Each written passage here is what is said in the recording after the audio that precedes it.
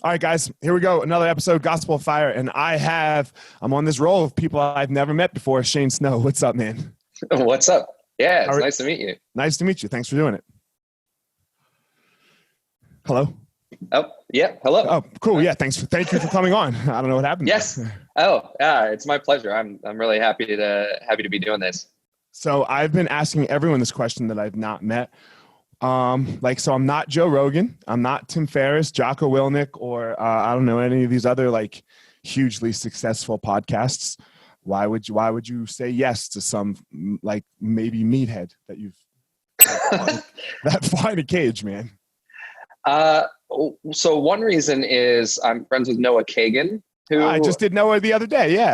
Yeah, who did your show. And so there's some social validation there where I trust that dude a lot. Okay. And he's helped me out a lot in my life. And so him showing up on your show is a good sign.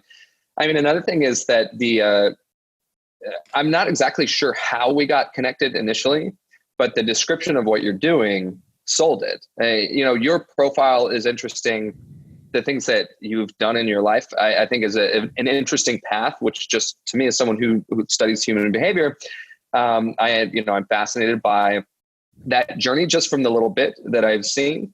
But more than anything, it's what it seems like Gospel of Fire is about sells itself. And so there's a lot of people that pitch podcasts and that ask me to go on as a guest. And, they usually try to sell it with the numbers of here's how many people are listening to this podcast. And that's not what you led with. You led with the purpose. And so that was what intrigued me.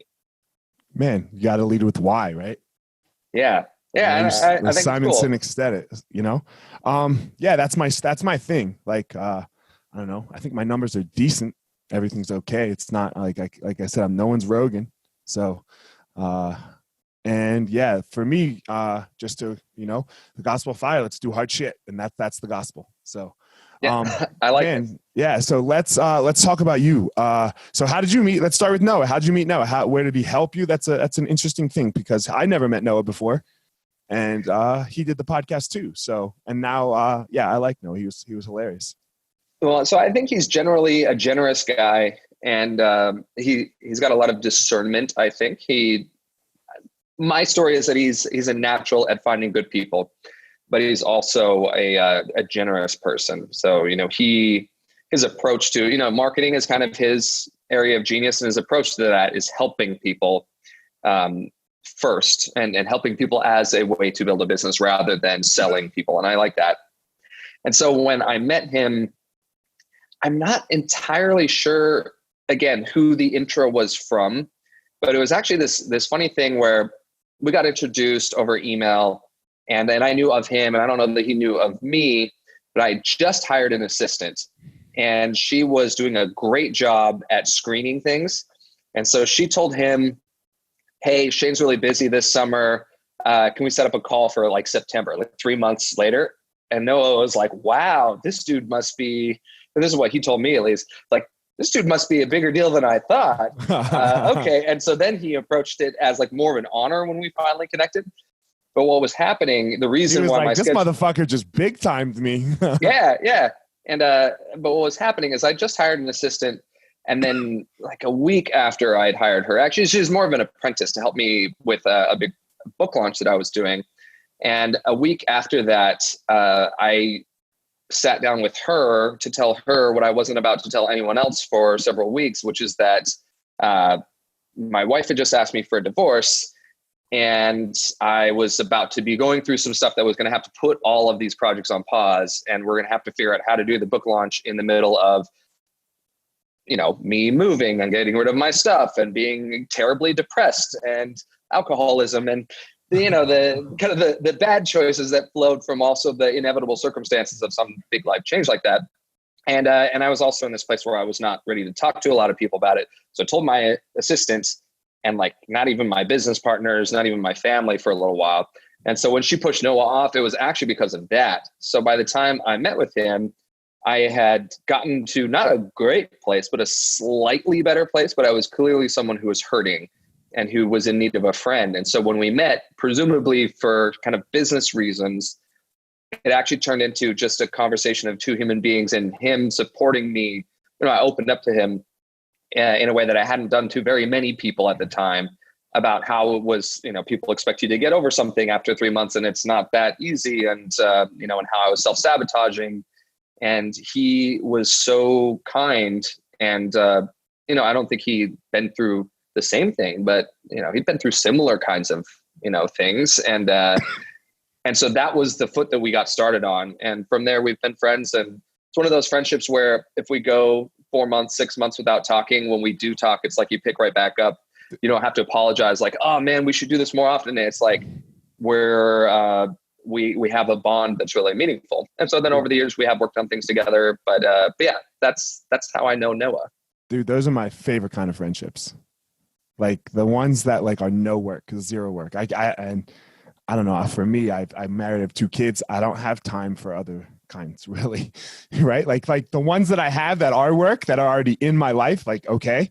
But like the new ones, I know, like, I'm like, oh man, I got to be able to just hang when we hang.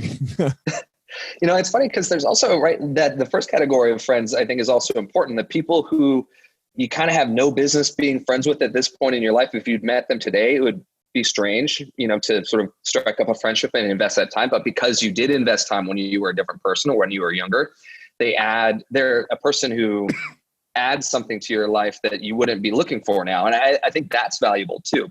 But also, like you're saying, the recognition that when you are a grown-up and you're dealing with grown-up things, you got to be choosy about who you're adding to your life, even if those people that are already there are still helpful, and it's good to keep them.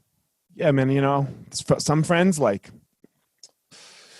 I got a couple friends that like, I like kind of what you were saying. Like if I met them now, I don't know if I'd be friends with them, but if I called and said I needed to bury a body, they wouldn't ask. They wouldn't be asking where, who, well, why. They would just be like showing up at my door and like burying this body with me.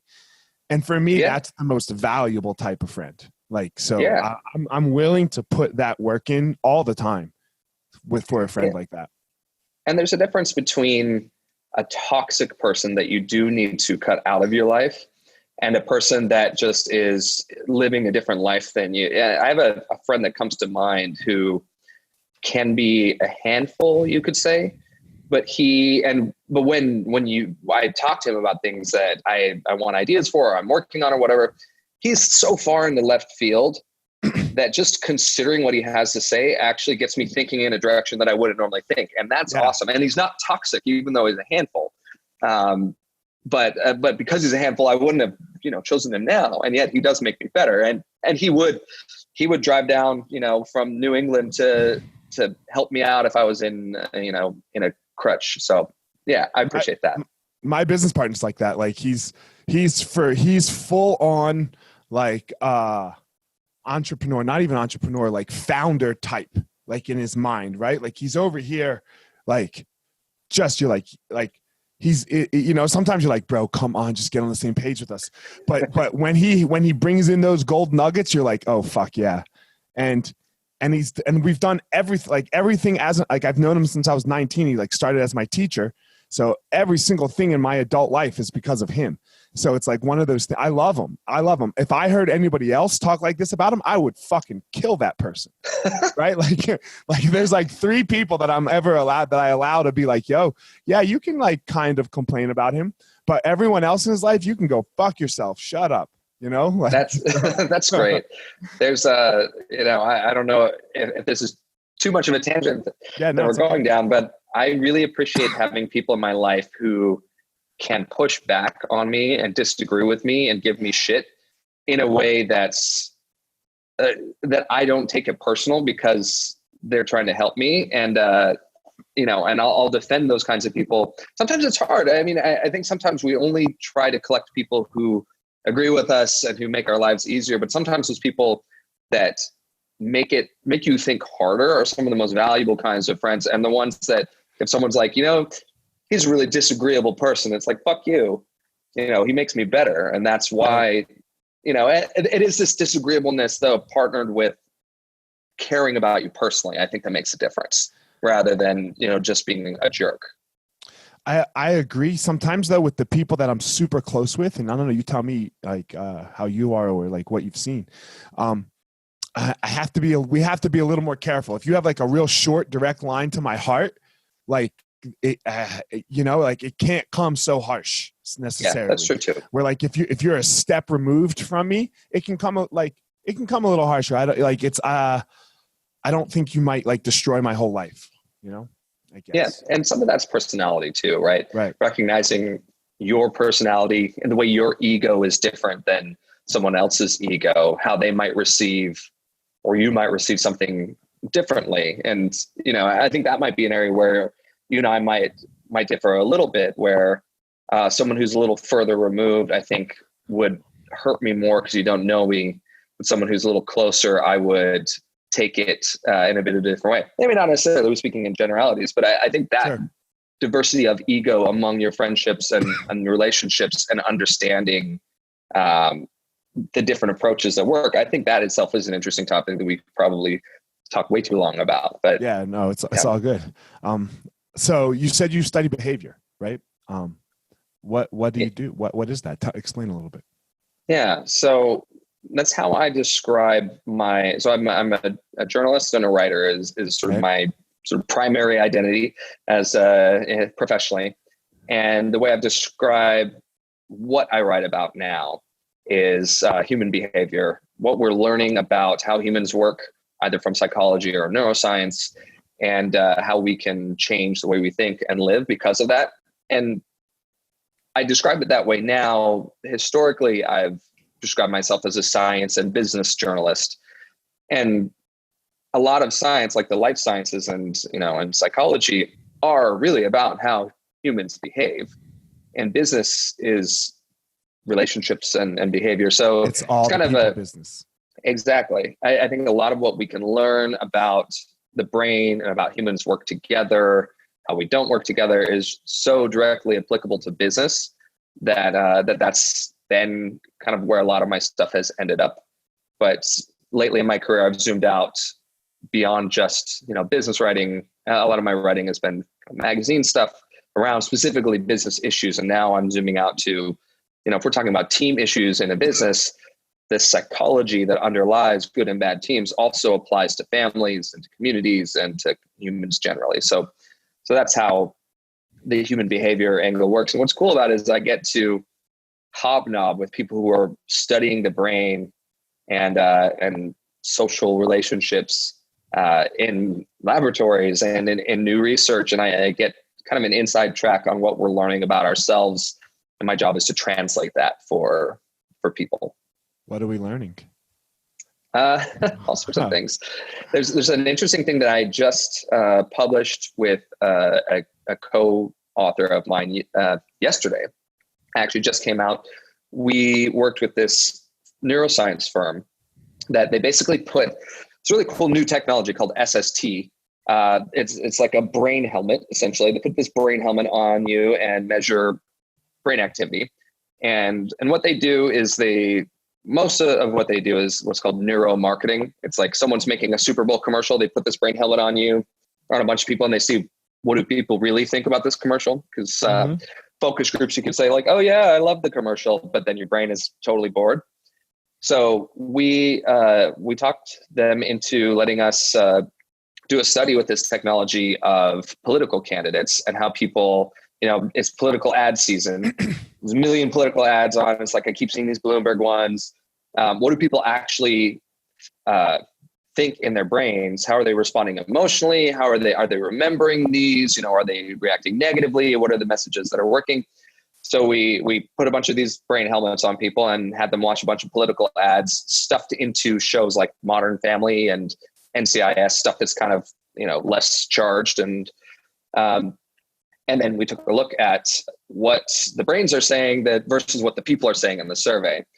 And it speaks to some really interesting things around, from a human behavior perspective, there's some really interesting nuggets. And this happened in the last presidential election too. Some studies of this ilk where people are saying, I am for this person and here's why, or no, I definitely wouldn't vote for that person. But then their brain is totally on board.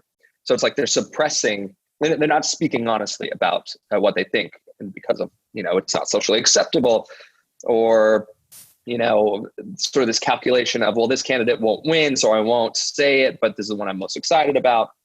And so what there's a bunch of interesting things that come out of these kinds of studies, but one big one that I've been thinking about a lot is self-deception. The nature of how we deceive ourselves. We convince ourselves that, that we think something or we don't think something because we want other people to think something about us, if that makes sense. Yeah, it makes total sense. I'm going to back up to the political thing for a second, though, if that's okay. Sure. Can you explain the Trump phenomenon? Like, have you guys done research on that? Because it baffles me. Yeah. I mean, there's a lot to it, and it's not just him. There's a lot having to do with kind of the lead up to someone like him. Yeah, for sure. But the thing I can speak to a little bit is the dissonance between what the polls said and what actually happened. Right. He was going to lose by a long, way. And then I think he was won. Hammered, right? He was drugged at his acceptance speech that night because he was like, I'm fucked. I'm going to lose. I'll get drunk, whatever, like you watch it and you're like, that guy didn't think he was going to win. Yeah. I mean, I can't speak to the hammered part, but I do know someone who worked within the Trump organization who, revealed that no one there thought that he was going to win. The plan was to get attention and then use that to, further other business interests. And then when it became clear that he was going to be nominated, they were like, delete the emails. We're actually moving forward on this. But then they still didn't think they were going to win. It was like 89% chance that he was going to lose. Yeah. The day of, right? Like the day of the election. Yeah. So anyway, go ahead. I interrupted you a little bit, but. Oh, no, it's fine. So we didn't do, my co-author and I didn't do a specific study on this, but a couple of these neuromarketing firms did studies. One in particular, Spark Neuro, did this study where before the election, where they were like asking people, what do you think of Donald Trump? And people were like, oh, I don't know. I don't like him, or I don't know, I'm voting for no one. I don't like any of the candidates. And then they had them watch ads and debates of Trump and Hillary. And these people who were like, I don't know, or I'm not voting at all, were emotionally engaged and excited about the things that Trump was saying. And I mean, my assessment is that he's a television guy, and television and advertising have such a big part of how we shape people's perceptions of things, how we get people excited about whether it's products or a candidate. And he's so good at creating these moments as a television star where you are amped up, or you're excited, or you at least are glued. Even if you don't like him, you're glued. You're paying attention to him. Yeah. And one of the things that happened on the other side, so the company that we worked with on this study, they're called, sorry, I'm not Immersion Neuro. They're called Neuro Insight. They did a study about Hillary Clinton's ads where they found something really interesting.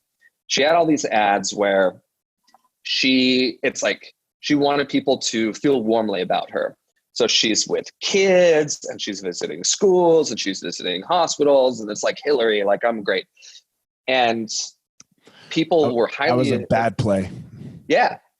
What they surmise is that because she's invoking so much emotion, and because she's a woman candidate, she's being judged at this emotional level, and people are remembering all of the stereotypes about like women being emotional, and in some people's brains, if you're just subconsciously processing this, you're like, leader shouldn't be emotional. This person very emotional, and that didn't serve her. And the other thing that she did in her ads was in her attack ads about Donald Trump, saying like he's this and that.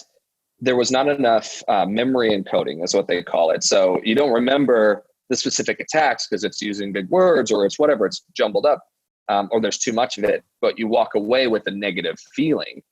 So you remember, I saw this Hillary ad and I felt bad afterwards, but you don't remember, oh, it was the part where, Donald Trump was being called out that I felt bad about. So you're saying Hillary bad in your head.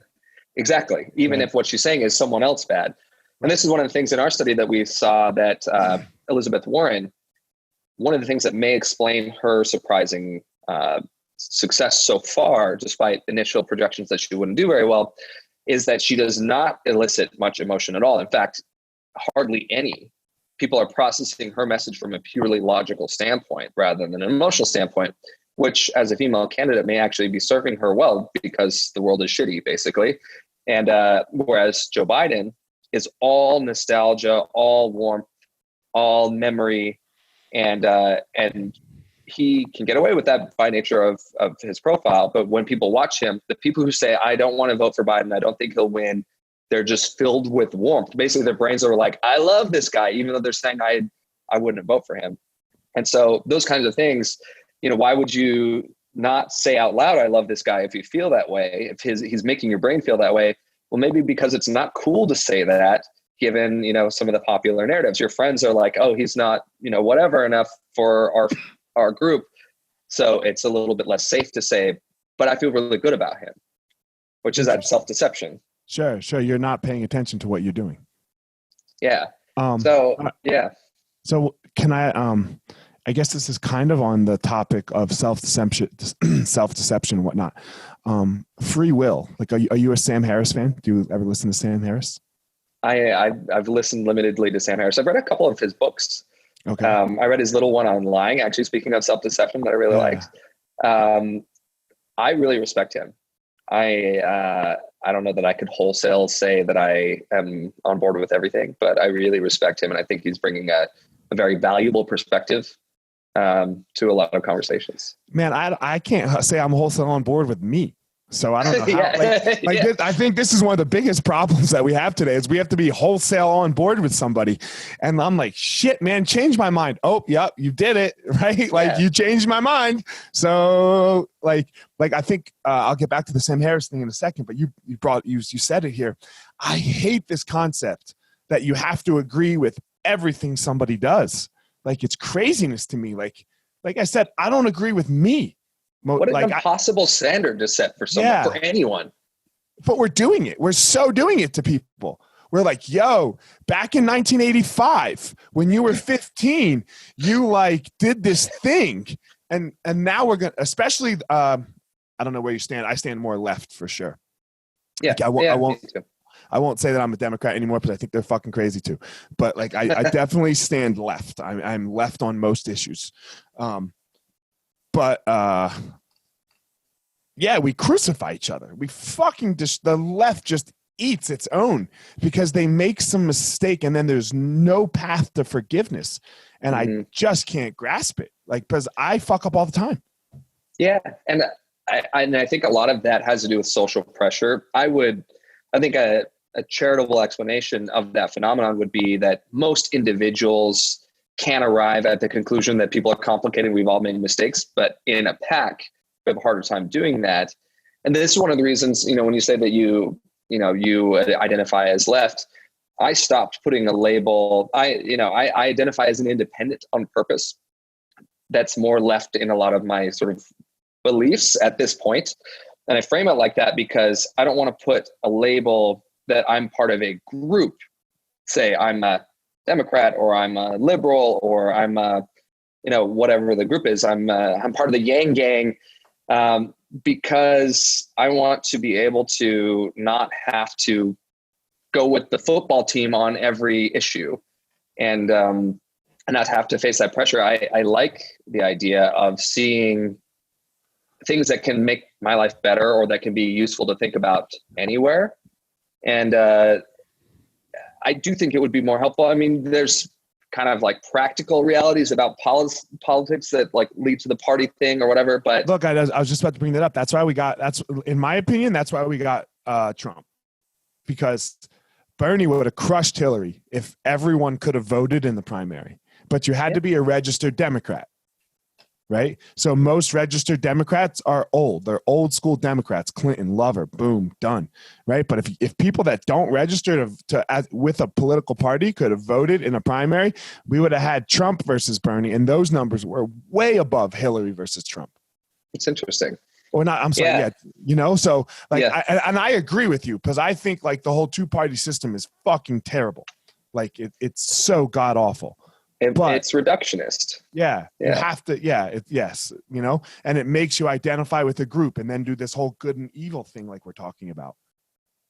Yeah, and you hear a lot of people. I mean, some people like are very extreme, but you hear a lot of people when we were talking about politics say things like, "Well, I don't like," and a lot of people that are diehard for Trump say things like, "Well, I don't agree with everything he does. Well, that thing, with the Access Hollywood tape, I don't agree with that, but I'm on board with all these other things." And so it's like with your own person, you can, if there's no threat to you, most people can kind of get the nuances and parse that out. But it's like, because it's one person and one party, you're voting for the whole thing, and then you're judged on the whole thing. And then when someone attacks you on it, you have to defend the whole thing, which is where it gets really crazy. Really hard.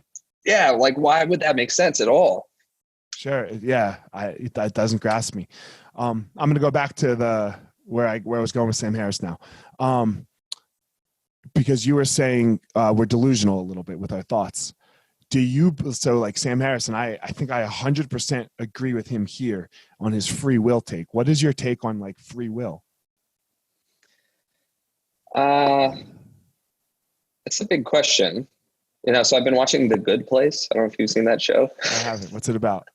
It's got Ted Danson and Kristen Bell, who are both wonderful actors. It's basically she dies and she's supposed to go to heaven, or no, she's not supposed to go to heaven. She actually accidentally gets put there, where Ted Danson is kind of like the curator of this perfect neighborhood. And so she's insecure that like she was supposed to go to hell basically, but she didn't. So that's what the show is about.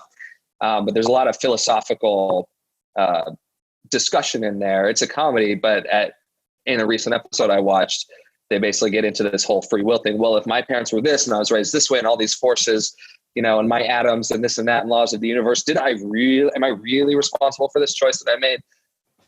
Was it really a fair test that got me like not into heaven or whatever? So it's funny that's what comes to mind when you said, yeah, no, that's exactly my question. Yeah.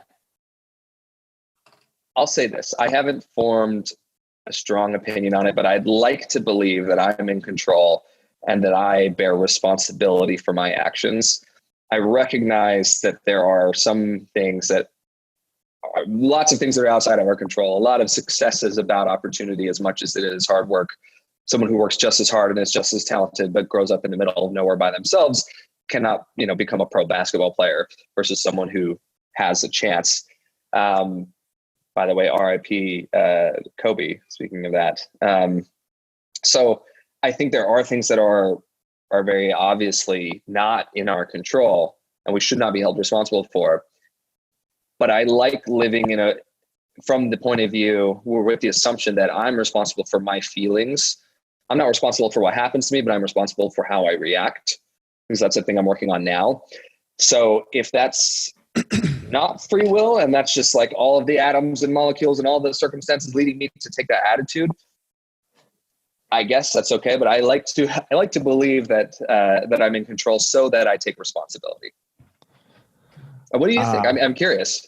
So I'm not. I don't know that I'm totally familiar with Sam Harris's the nuances of his argument. So I believe all of that is true, but where I believe that we can, and the reason that I'm doing the podcast, the reason I started this whole journey, is because I believe that there's two things. There's chemical makeup, which is all the things that you talked about, like all the things that are like out of our control, our parents or this or that, our circumstances. Yes. However, we have this outside effect experience, right? Like, man, I heard so-and-so say such and such at this time, and it fucking changed me. Right. And then I read another book because I heard that. Right. And then and now here I am. Okay. I understand that I can't control my feelings, but I can control how I deal with my feelings. Mm-hmm. Right. So now I'm getting all these inputs in my head. Okay. And I mean, yes, I didn't really have much control over that. I didn't have much control over, I'm an anxiety sufferer, and I had a very rough patch 4 years ago. What if it was 10% worse? Mm-hmm. Right. What if it was 10% worse and I couldn't get myself to read anything? Because it was these little barely things that I could do to hold on, to get myself, but if it was, what if it was 50% worse? Fuck. Which I was not in control of at all. Like it was just bad enough. Right? Yeah, you can't decouple the things that were outside of your control from what you did, is what you're saying. Right. Yeah, I can't separate them. And then what I did now changes everything. Right? It just changes everything. The simple fact that I had parents still to call on a bad day, So how does this philosophy change the way you approach things? I guess, from your perspective, you are making choices. How does it change the way you approach those choices? I try to slow down with them, my own personal choices, because I like to just boom, boom, boom, like fuck it, decision, let's go, see what happens, And it also helps me forgive people. It helps me have empathy, where I'm not like, man, that motherfucker, which is where I tend to go because of my own personal insecurities that then I can now work on as well, right? Like I know I'm not perfect. I mean, that's a lot of self-awareness to even admit to an audience of people that you have personal insecurities. I think I really admire that. Oh, thanks. That's my thing though, right? Because the fire, it's the way in. Yeah. Yeah. I've been thinking about this idea that we're not very charitable with people in modern society, especially people we don't know. And it's uncharitable, in my opinion, to not allow someone to be forgiven for something that they've done wrong. It's uncharitable to paint someone as one color because of a drop that is, in their bucket or whatever. And that it's uncharitable to presume bad intentions. And I think along the lines of what you're saying, I dare say it'd be uncharitable to judge someone based on their actions if you know that their actions are very much a function of their circumstances and all of these things outside of their control. I used to be pro death penalty. I'm not pro death penalty anymore. I'd be pro the concept of the death penalty for like child rapists. Sure. That's easy, right? Yeah. You rape and murder a child. Okay, goodbye. Like but we would need so much evidence. I don't know. Yeah. It would have to be undeniable. The path to redemption for that sort of thing is impossible. A lot less possible than the path to redemption for telling a rape joke, which is not a good thing. And it has consequences beyond just a bad joke. People can be really affected by that. But the path to redemption for that is the standard is a lot lower and should be a lot lower than, an actual horrible, horrible crime like that. Right. I agree. So it did that. And then, man, like you were talking about forgiveness a second ago, yesterday I just did a podcast with a guy named Andre Norman, who's a black guy who like literally grew up in the streets, the gangs and like jail, turned his life around, went to fucking Harvard. And now he helps people, right? Like this is what he does. So he's got two things he said yesterday were just amazing to me. One, he has Michael Brown, Michael Brown from Ferguson. Yes. Yeah. He has his dad on his team. And his dad is the forgiveness leader because he's trying to learn how to forgive the cop, Darren. I don't remember the last name, who killed his kid. Yeah. So like, man, if that's like powerful, that must be powerful, right? If you're going down that path, like, look, I don't care how you feel about whether the cop was rightful in shooting or not rightful in shooting, that doesn't matter. That's not even part of the issue here. The dad is trying to forgive the guy, right, who killed his kid. It's like that's powerful, man. I mean, it makes me feel bad for not forgiving the person who cut in line at the airport. Everybody, because nobody killed my kid yet, right? Like I haven't had that. Yeah. Wow. Yeah, I did a thing a little while ago where the Gallup's most admired people list that comes out every year. It came out. And I looked at it and I was like, everyone on this list, except for Malala, has done something wrong and we've forgiven them for it. Like everyone, even the Pope, even the Pope has, some controversy in his background, but it's like all of these people that we say we admire the most have had turnaround stories. And I think maybe even Oprah in her early years, and that's part of what we love about her. She went through the fire. And, you look at, Christians, the guy who half the New Testament was written by was the guy who used to persecute and jail and get Christians killed and then became Paul the Apostle. We love these stories. We love them. We love them. We love success stories. We love them, right? But what we love even more, in my opinion, is watching someone fall to the bottom and then come back up. Tiger Woods. Everyone knows where they fucking were when Tiger won the Masters last year. Yeah. Why was everyone rooting for that guy? It's a turnaround story. And I think for me, part of me wants to have that same opportunity. I know that I'm not perfect. The ship's already sailed. I've been through things. I will go through things. I want the opportunity to be admired and to be successful through all of that and to learn from that. Famous people get more of a chance to redeem themselves in the public's eyes. And this is, speaking about the culture thing that's so troubling these days. If someone who's not famous does something and gets destroyed on Twitter for it, they are going to have a hard time ever living that down. Whereas someone who does have the chance to go back on TV, to apologize, to get back in the game and play, show that they've changed, they become this great success story. And, and they get to talk about what it's like and inspire people. So this Gallup thing made me think about that like, I wish we could give each other more of a chance with regular life to prove that we can turn things around and make that bad thing we did a source of wisdom that we now have. But it's hard. It's hard. You brought up Kobe a second ago or a couple minutes ago. Mm-hmm. Are you a basketball fan? I'm not a huge basketball fan. So why would you bring up Kobe, right? What was it about Kobe? Because I've been trying to think about this, right? Like the whole world is shook. And I don't know when it's going to be a couple weeks after Kobe's death that people are going to listen to this, but it'll be a good experiment for people to think about. Why would you, somebody who is not into basketball, right? And my other friend who voxes, and I am into basketball. I fucking love basketball, and my other friend who's not into basketball, why would he voxer me and talk about Kobe when it's not on your radar except it's Kobe? Why? Yeah. So there's a few things. It's interesting. So I have a lot of people in my life that are very upset about this because they, watched him. So I'm married again now, and my wife grew up close to where he grew up. And where'd she grow up? She grew up in LA, in Long Beach. But she moved around LA area, and so South Jersey. He grew up by me.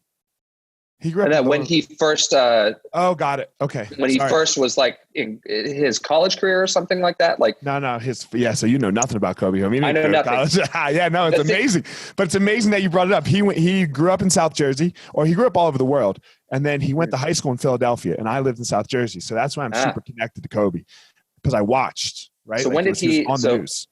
Hilarious. So the thing that I'm repeating that I'm trying to remember is she's like, I remember him being a couple years older than me. Yes. And suddenly people were excited in LA, and he was super young, and then he started blowing up, and I remember the excitement in my community around that. Yes. So was that when he first went to the Lakers, or? He went right to the Lakers. He went from high school. He got drafted by the Charlotte Hornets at the time, and then he got traded immediately. Right away.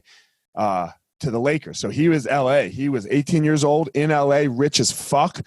And he, a couple years later, him and Shaq, right? And then boom, it was like, it brought LA back, nice. So maybe that's why. I conflated it as growing up together. Cause she's like, I was a teenager. He was barely older than me.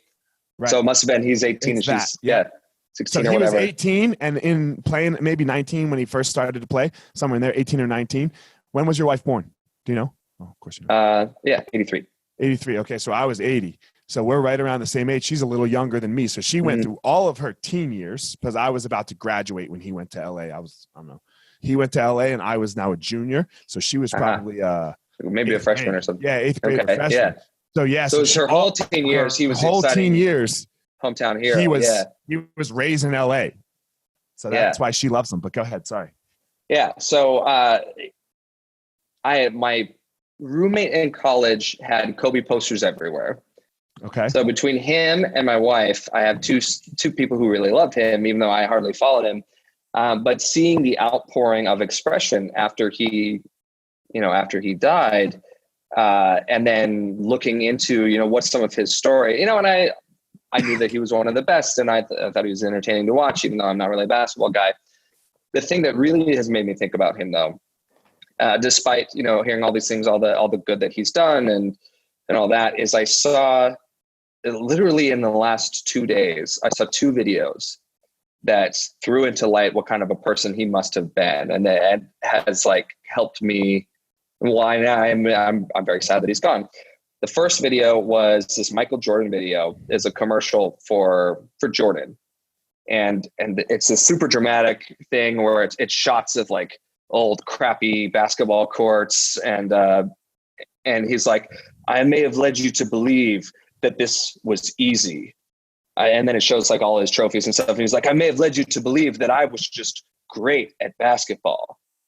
But what you need to know is all of the time that I put in, all of the failures that I had, all of the work that I did so that I could basically, he's like, not only be the greatest basketball player of all time, but I wasn't born with it. I'm so great that I got there. And then it shows him coaching some players. And he's like, you guys need to work hard and get there. So this dramatic, kind of inspiring, I watched it and I was kind of fuck yeah. But I was also it's a little bit, actually a lot arrogant to be I'm the greatest basketball player of all time. But don't just think that I was born with it. I worked really hard and I'm even better than that. And then last night, we watched Kobe's short film, the animated short film that he won the Oscar for, which has in ways a similar, a couple minutes long, just like the Michael Jordan video, but it has a similar thing going where it's him being awesome at basketball and victorious and all that. But the story is so much more humble. It's about him being a little boy and falling in love with this game and everything that he gave to the game. He worked really hard, just like Michael Jordan did and all that, but everything the game gave back to him, and how he has so much love for it, and he wants to live his life differently and give to the world just like the game gave to him. And then it ends with him kind of leaving in this going out the tunnel, the stadium, and there's a ray of light. And it's almost like the light at the end of the tunnel at the end of his life, which, was particularly poignant knowing he just passed away. So thinking about those 2 approaches to success, 2 people who are immensely talented, were given opportunities, but did work incredibly hard, put everything in their life into this game. And one still seemed, at least in this video, seems like he wants to prove to you how great he is. And the other is showing gratitude and wanting to pay it forward. That I don't know how I would be if I was that successful and that amazing at something like they are, but I feel inspired that the approach that Kobe laid out in that video is so wonderful and made me feel something very different than the I'm the greatest, you need to try hard approach. I'm a huge Michael Jordan fan. He's God to me. He can do no wrong. I'm trying to think about. And he was the best. No, he is the best. He's the GOAT. He is the all-time GOAT of everything. No one that we have ever witnessed has been better at what they do than Michael Jordan was at basketball.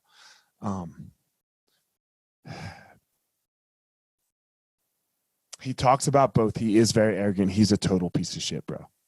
Michael Jordan is a total piece of shit. There's no denying it. You can't deny it. But I think so. Kobe is the ultimate competitor, except for MJ. And I think that little bit, maybe it's 0.01%. That might be the difference.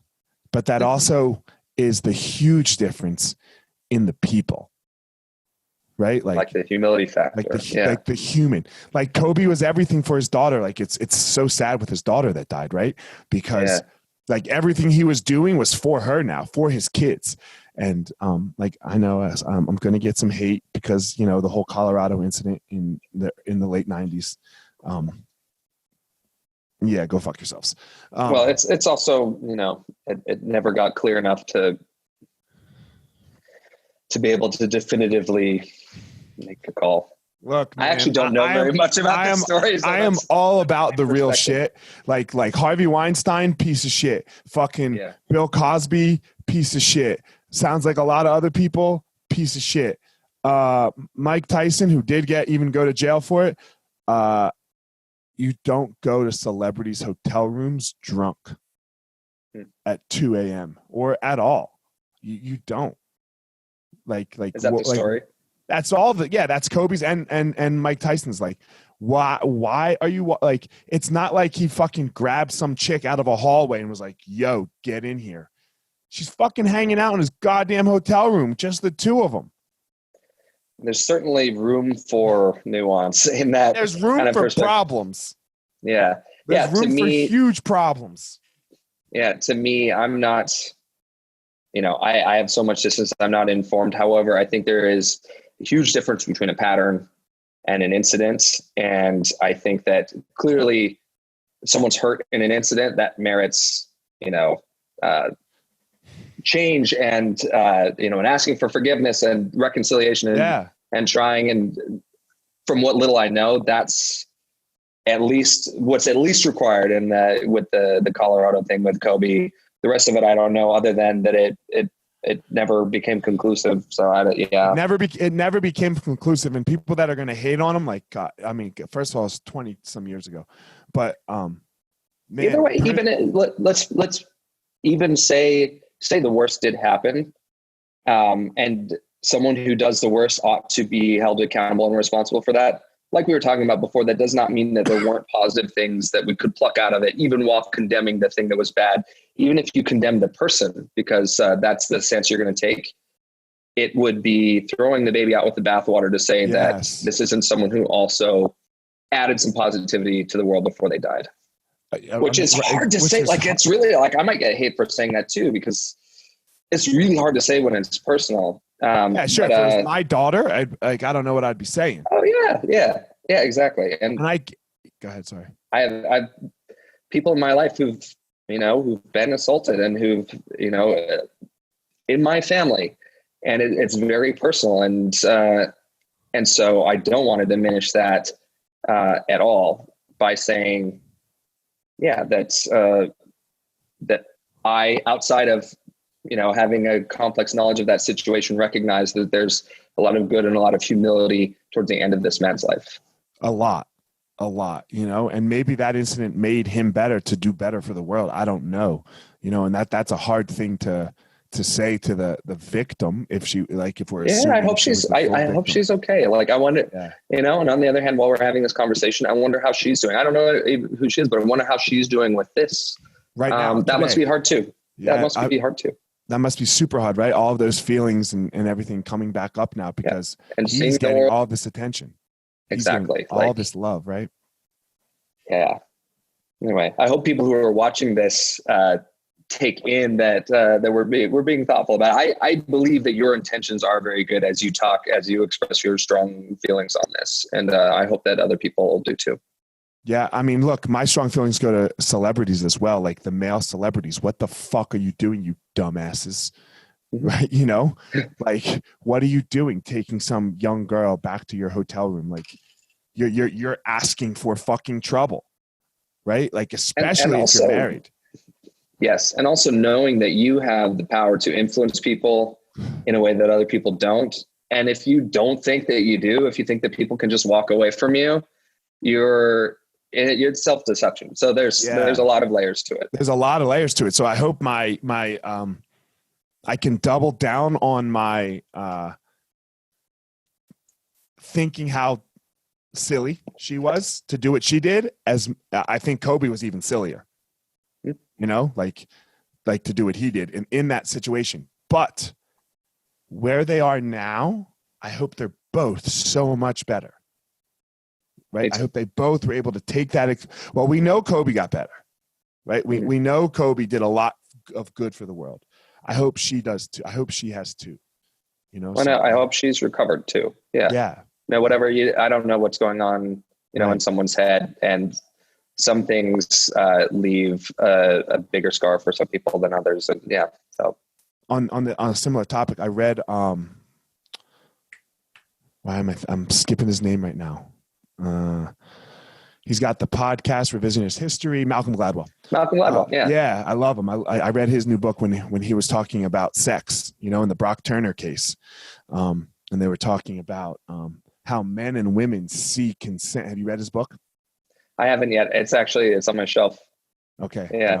You want me to not talk about it? I cannot talk No, about it. I want to hear it. Okay. Yeah. Okay. I'm planning on reading it, but go ahead. Okay. So he talks about how men and women see consent so much differently, whereas something like 75% or 80% of men see like a woman taking her shirt off, like while you're like, you know, making out as, okay, move forward. And only like 35% of women see that as like consent to move forward. Wow. Like, yeah, you know, that's like I mean, like if a girl took her shirt off with you, like as a younger single person, like game on, right? Like, yeah, exactly. Yeah, you know, it's and that applies. I mean, I'm excited to read his book. That applies outside of even that kind of situation. How often in life do we have assumptions without an agreement? Yeah, it's hard to roll through life and have to like agree on everything. We make assumptions. But a lot of relationship problems I've had in my life have been specifically around that issue. Not even something as serious as like a sexual encounter where was there consent or between not. Strangers. Yeah. Yeah. Not even as serious as that. As as minor as, one of my boys and I think that something is going to happen in this situation and he doesn't meet my expectation, my assumptions, but we haven't agreed on it. And I'm mad at him because he should have known me better because he's my friend. Like that happens all the time. All the time. Yeah. And when it happens when something that's as serious and potentially trauma inducing as what we're talking about, even worse. One thing that kind of like on that note that I've gotten excited about recently, there's a book, another writer, and speaking of forgiveness, writer named Jonah Lehrer. I don't know if you know him. I don't. His last book, Malcolm Gladwell, was on the cover saying something like, Jonah Lehrer is a better scientist than most scientists and a better writer than most writers. He's a science writer. Okay. He wrote this book about creativity that he had some plagiarism in it that brought his career down. And then he kind of tried to like come back too quickly and people really shut him down. And then he kind of went away in shame for a few years.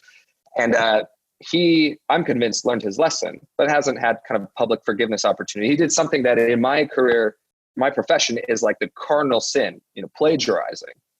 But he ended up a couple of years ago writing this book about love, and it's called A Book About Love. And it's kind of his journey to self-forgiveness and understanding what we know about love, what we can't know about love. And from a science perspective. And he digs into kind of what he did wrong and him learning to love himself again or live with himself. And but he also talks in there about post-traumatic stress versus post-traumatic growth, and how, and this comes back to what you were talking about with just being a product of our circumstances in many ways. Some people have trauma happen to them and they're traumatized and they're stressed by it, and it ruins a large portion of their life. But statistically, the good news is that most people, when they have trauma happen to them, actually end up growing from it. Fewer of us end up being traumatized permanently.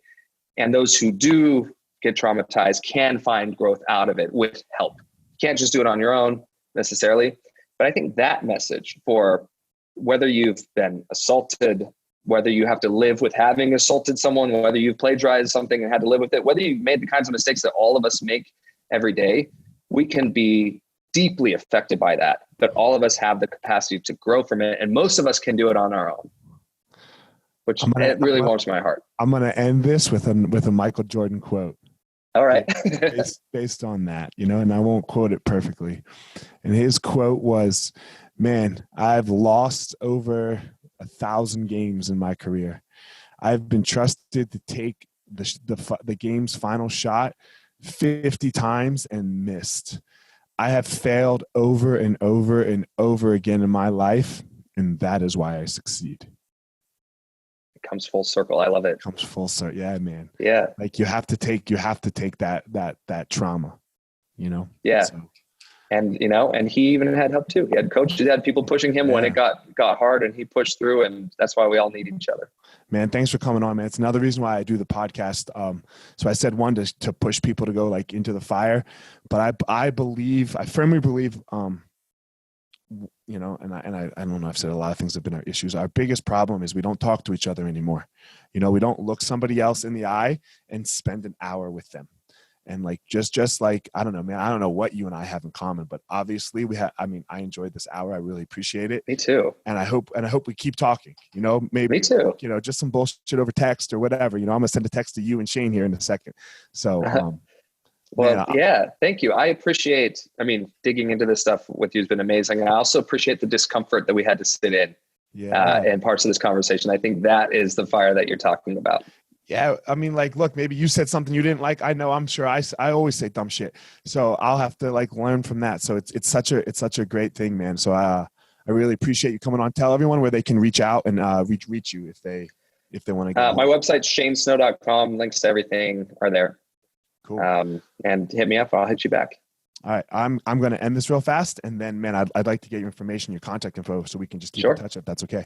So, man, everybody, I appreciate you listening. Go hit up Shane. And remember, go out there and find your power. I say it every podcast. I don't want you to find somebody else's power. You all have an amazing power inside of you. I don't know what it is. And maybe you don't either, but go out there and find your power. Appreciate everybody. I'm just going to end.